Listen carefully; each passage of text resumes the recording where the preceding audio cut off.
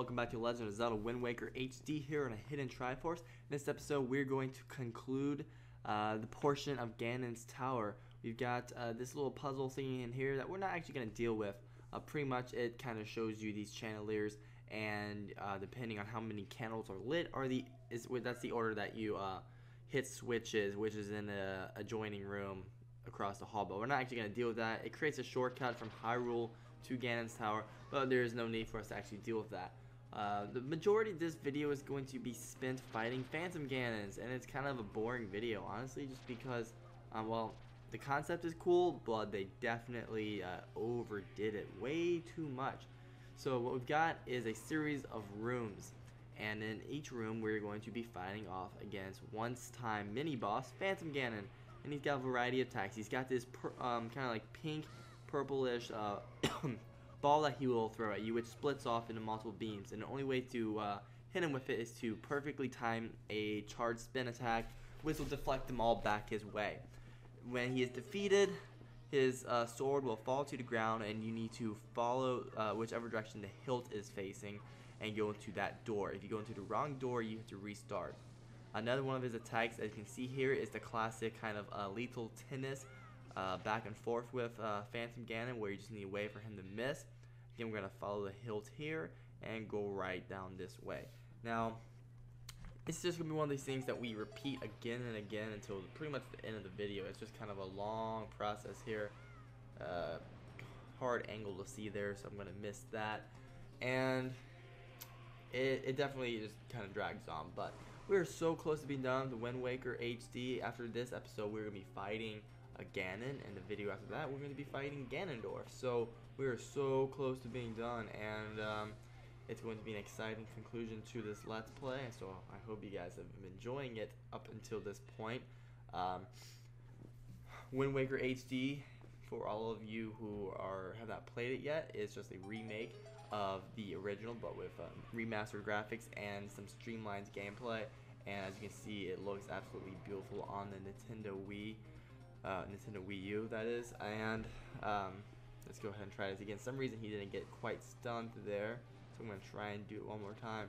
But this game is absolutely amazing, so we're going to I'll definitely be playing this game multiple times, and this will not be my last. So this is the first time I've played the Wind Waker to completion since around 2008, when I was in England for a time at a friend's house, and we were bored, so she watched me play Wind Waker from start to finish. So that was quite an adventure. So that's the first time I've actually played this game all the way through since then, so it's definitely nice to kind of go back and revisit my favorite kind of 3D Zelda game. And we're almost done with these Phantom Ganons, hopefully. This video is about 7 minutes and 15 seconds or so, and we're nearing the 3.5 minute mark, so we're definitely almost wrapping it up with these guys. And as you can see, every now and then they do this kind of attack, and you just gotta, well, I guess if I had a longer sword I could have hit them. It's interesting to note that the Master Sword is not a different Master Sword, it's just one Master Sword that is created in Skyward Sword. It's the same one in this game, it's the same one in Ocarina of Time. Any rendition of the Master Sword has always been the same sword, but here is a little kid, he can't be more than 8 from the looks of things, and he's using this Master Sword, and it seems to be made just for him and his size. But like in games like Skyward Sword and Ocarina of Time, it's like an adult sized sword, it's like full length.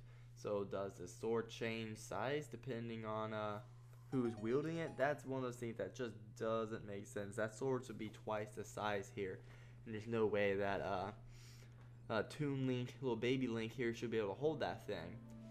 But that's one of those discrepancies that just doesn't make sense in the Legend of Zelda series. But yeah, now we got the light arrows, so we're going to be using those a whole lot, like almost never, like once. One real time, and it's going to be for boss side, but we're going to be warped right back up here, and this is where we were earlier. So if you really want to get that shortcut, it's in the door to the left, but I do not.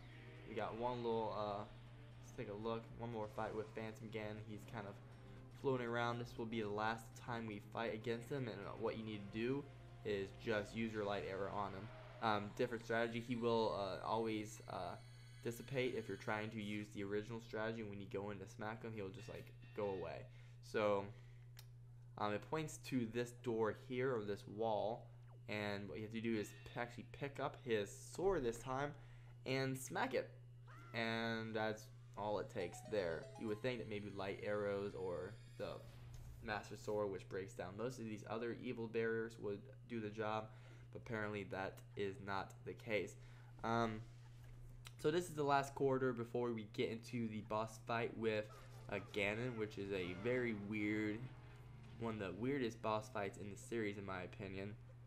And what we're gonna do here is we're gonna run past these guys here for a second. You just need to kill every enemy in the room, I believe, to open the gate, or at least every main enemy.